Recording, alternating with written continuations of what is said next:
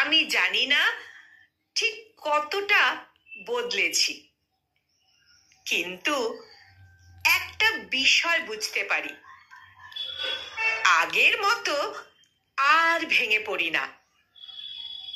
সহজে কাউকে দোষ দিতেও ইচ্ছে করে না।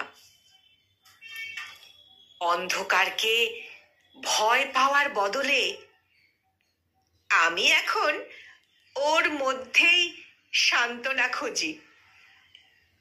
নীরবতাকে আগলে ধরি, মানুষের কোলাহল থেকে পালিয়ে যাই।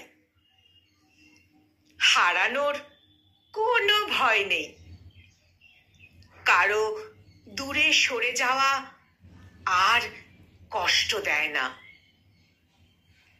একা থাকাই যেন স্বস্তি হয়ে উঠেছে।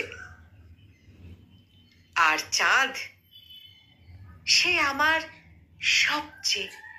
সবচেয়ে কাছের বন্ধু।